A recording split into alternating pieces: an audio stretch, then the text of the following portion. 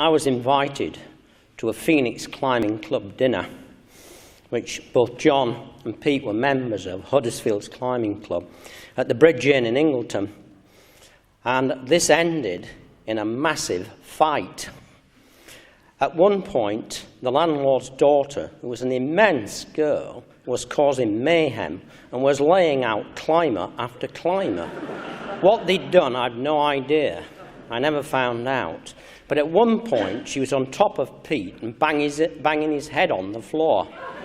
I turned to John and said, not John Sheard, but John Barker, shouldn't we go to help him? And he looked for him and he said, might knock some bloody sense into him. But because it became like a rugby scrum.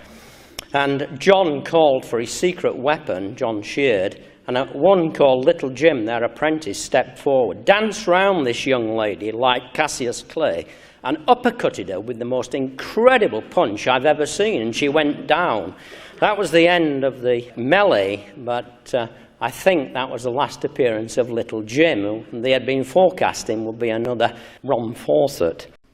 We stayed at a climbing refuge below the walls of the Rocher d'Archienne in the Vercors. As I recall, it had rained during the morning and nobody wanted to go climbing, except, of course, for Pete. At 2 o'clock in the afternoon, Pete wanted to set off and do a route called the Parois Rouge, the Red Face, a route which I discovered later was about 1,500 feet long and had something of a reputation. Nobody else seemed interested. I can't remember how far it was up to the foot of the route. Peter ran most of it, and I was exhausted even before we started climbing. No time to rest, though. Off he went, running out his 200 feet ropes, 2 pitches at a time. I could hardly pay it out fast enough, and then it was my turn. Tight rope, climb. I was virtually hauled onto every stance, yelled at, sworn at, cursed at, and told that I'd never climbed with anyone so slow. He led every pitch. At each stance, he just leaned over, grabbed my harness, clipped me into the belay, and shot off upwards, again at breakneck speed.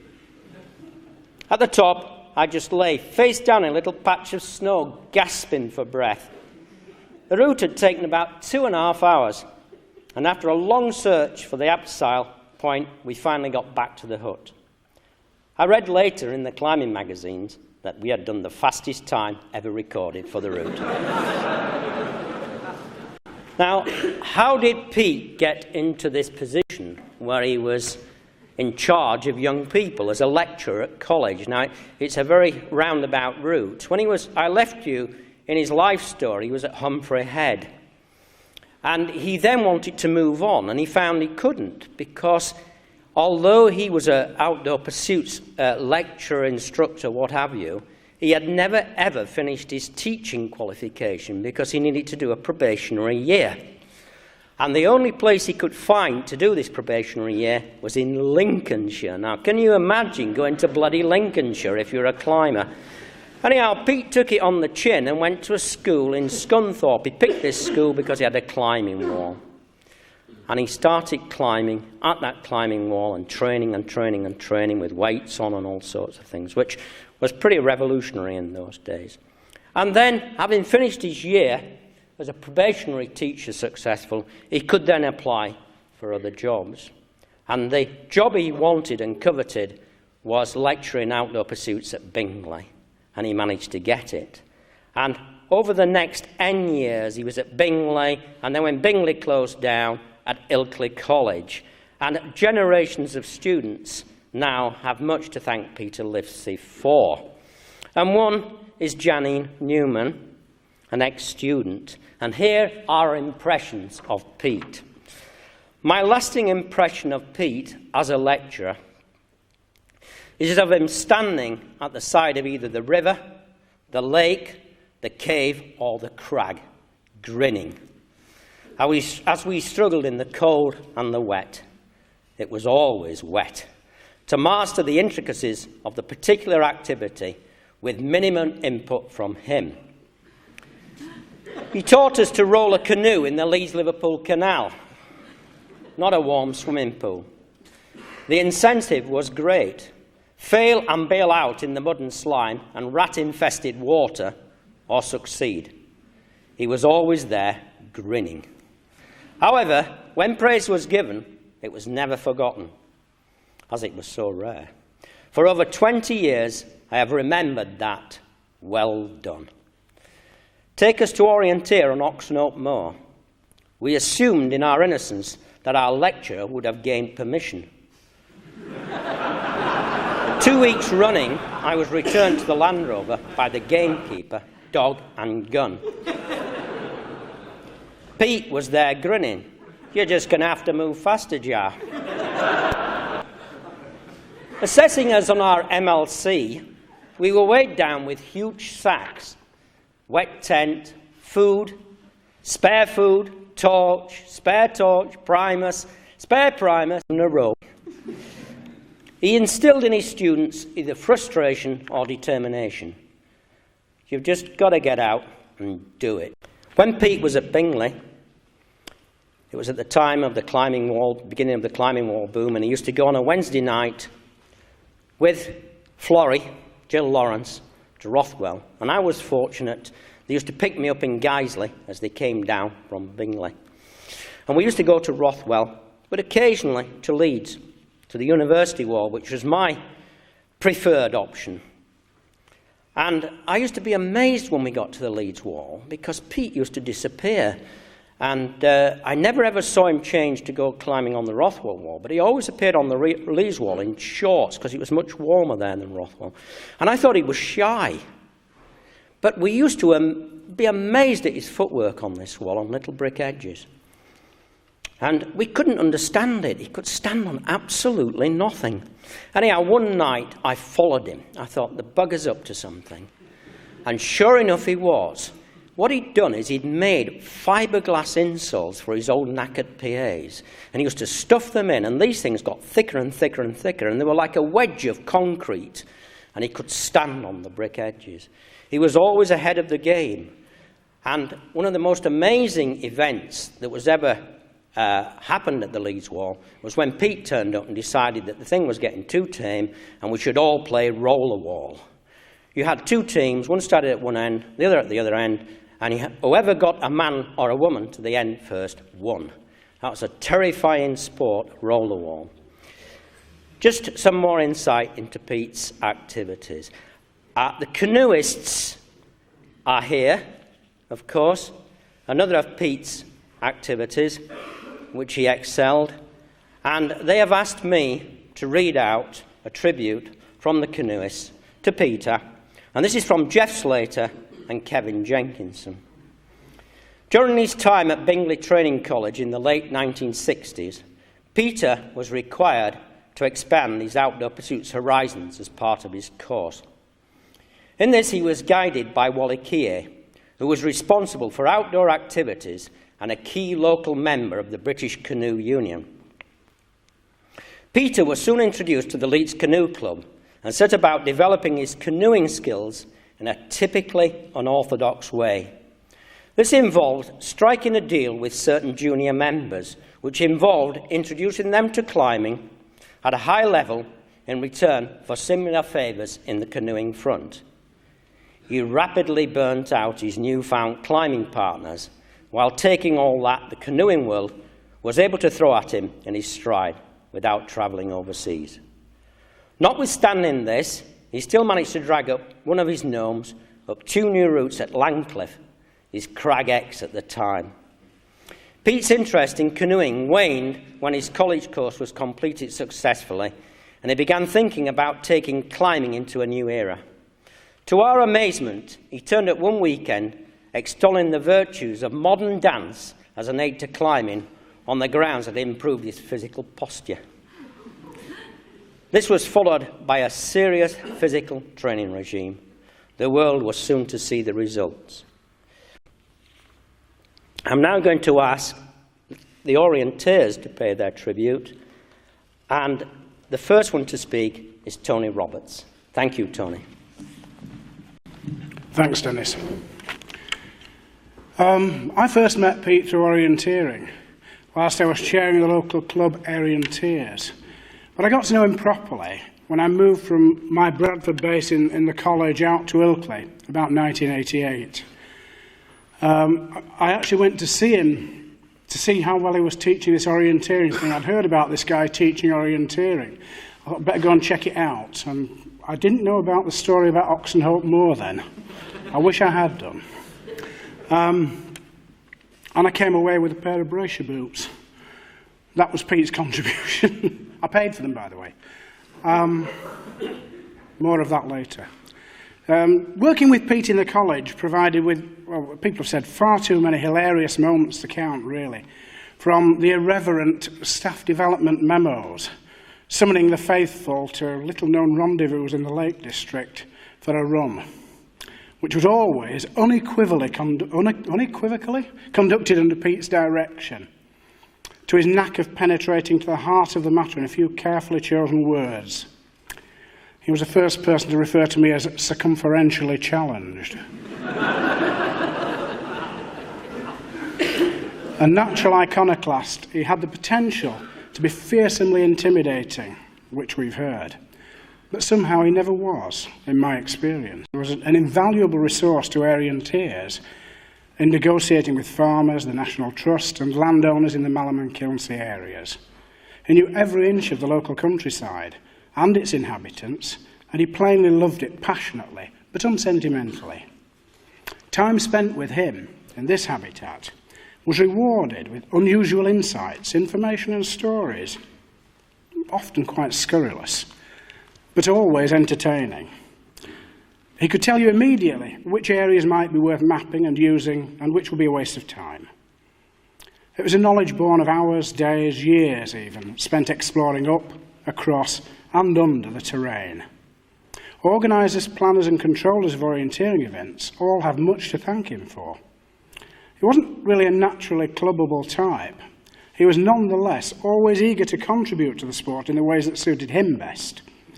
Anyone who's competed on the Yorkshire limestone dales terrain is bound to remember the dry stone walls and the inevitable stiles that somehow appeared on them on event days. Not uncommonly, they'd been carried up on Pete's wiry shoulders or ferried up by one of his farmer friends with a buggy and trailer in the days prior to the event. In fact, every one of the new improved wooden versions which appeared at the last Yorkshire Jan Kellstrom Trophy weekend was made by Pete and some assistants in his spare time at work. Having the authority which comes from a deep self-knowledge, Peter had the capacity and the ability for leadership in any field to which he chose to apply himself. What was less well known was the breadth of his knowledge and his erudition outside his expected fields. I was taken aback one day, giving a tutorial to a student, when Peter, calling in to ask if I was going for a run, gave a textbook answer to a question that the student had posed to me. The point of the story is that the subject was psychology, not leisure or outdoor pursuits, and the moral, to expect the unexpected from Peter. He was an inveterate tease, we've heard plenty of that, and he could get away with remarks and comments which others wouldn't even attempt. A typical manoeuvre. Peter would turn up for dinner in his favourite well-worn Eat British Beef t-shirt, well aware of our vegetarianism. Creating controversy was Peter's stock in trade, and he derived a good deal of harmless fun from it. One of Peter's more serious sides, his commitment to trade unionism, and his steadfast support of the union in the protracted dispute which blighted his and our last years as a lecturer. Now, it normally takes about 5 years to reach the top in orienteering. It's an experienced sport and it needs a lot of experience, and maybe 10 years to achieve any sort of consistency. Peter won a national event, the top events in orienteering, within 18 months of starting orienteering. He topped the rankings in his age class, M45, which was and still is one of the most competitive classes, within 2 years. He stayed at or near the top until his illness, including winning many national events. I think orienteering was a natural progression for him. It's already been said that he'd done as much as he could in rock climbing and other people were starting to overtake him. I think also that orienteering brought something extra for him.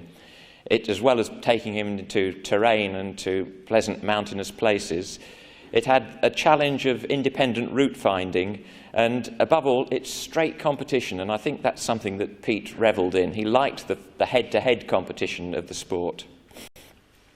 There was no doubt that he chose his events, a little bit, I suspect, like he chose his rock routes, for terrain that he particularly felt he would do well at and he could actually orienteer well on.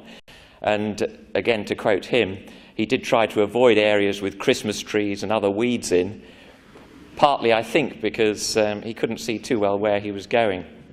However, his wins on upland terrain in Britain, most notably in High Dam in Southern Lake District in 1991, were often by substantial margins, and he was respected by all the competitors in his age class. He did have off days, and one thing I liked about Pete, and maybe this came to him with age, was he never made excuses. It may well have been down, in fact, his claim that he only ever used the compass 4 times a year. I can recall one occasion when he and I drove together to Mynydd Llangynidere, which is in South Wales, a limestone moor. Typically with Pete, this was down in the day and back in the afternoon. We both had late starts, and unfortunately a weather front came in from the west, and we both got caught in the mist and then a drizzle towards the end of the course. I finished about the same time as he did, and he'd not had a particularly good run. However, he took off his pebbly glasses, which were absolutely covered in mist, and he wiped them, grinned, regretted that he hadn't used the compass when I'd used the compass on every leg. I think he'd enjoyed the map too much, in fact, and just said, "Oh, well, better next time." I was rather glad on the 250-mile drive back that I was short-sighted, because I feared that he could see about as little out of his glasses on the road as he had on the course before. I do recall one occasion when he did excuse his performance, and this was a fell race, the Jack Blaw race in Ilkley, when we used to have needle matches, because although I'm 5 years younger than him, he was certainly at least at my running speed. But I managed somehow to beat him by 30 seconds, and he turned round to me at the end and claimed he'd been knocked over by a sheep at the beginning of the course. This led to the famous headline in the Orienteering magazine, "Rock star rammed by sheep." I think Pete and I, we didn't see each other all that often, but we were kindred spirits. We shared the same sort of philosophy of what orienteering is about. It's about route choice, and it's about running, and it's not about hide and seek and weeds and Christmas trees. It's about competitiveness, which both of us, I think, at the bottom somewhere had a considerable streak of. But we also shared a dry sense of humour, and his sense of humour was something that kept me going on wet days and miserable competitions. We made several joint forays to look at prospective orienteering areas in the Dales. He'd ring up and say, "How about a short run next Tuesday evening, Tony?" I think on reflection he was actually trying to test his fitness out against someone 5 years younger who he knew really ought to beat him. I can remember one occasion we went up Great Whernside to prospect that as an orienteering area. From Coniston, it was misty. It always was misty when I ran with him. I was up with him for about an hour, and in fact thought it wasn't too bad over the limestone. We got into the peat hags, and he left me inside about 500 metres. He stopped about 20 minutes, 30 minutes further on, turned round and gave me a minute to catch him up. "What do you think of the terrain then, Tony?" It took me about a minute to get my breath back. I couldn't see the terrain because I got too much sweat in my eyes, and anyway it was all misty, so the prospecting had been rather a wasted time. And Pete just sort of laughed at me. As Tony said, he disliked committees, he disliked organisation of a formal side, but he could be absolutely relied on to do things. And Tony's already said the amount of support that he gave to orienteering competitions. Any orienteering competition in the Dales during the 1990s had Pete Livesey behind it somewhere. And it even included going to the lengths of sheltering orienteers in his cafe, mapping, which I think he would admit I had to redo for him quite often, planning where he redid what I'd done quite often. And the great thing was that he always got on with people, and he managed to make things work. I'd like to finish just by posing you the question which I had a bit of a trouble with, and that was what to wear today. Pete, as you know, preferred the informal. Sartorially, I think he was the least elegant orienteer I've ever known. Now, my compromise today was to turn out in something formal, but underneath this, I promise you, I have my oldest, smelliest and holiest Helly Hansen top on. And rather than drifting off to the Devonshire Arms afterwards, I intend to go for a run in Pete's memory. And I thought that in spirit up Crookrise Crag, where he and I did quite a lot of work a couple of years ago, I'll be knackered after an hour, but I know jolly well that he'll keep going. Thank you. Thank you very much.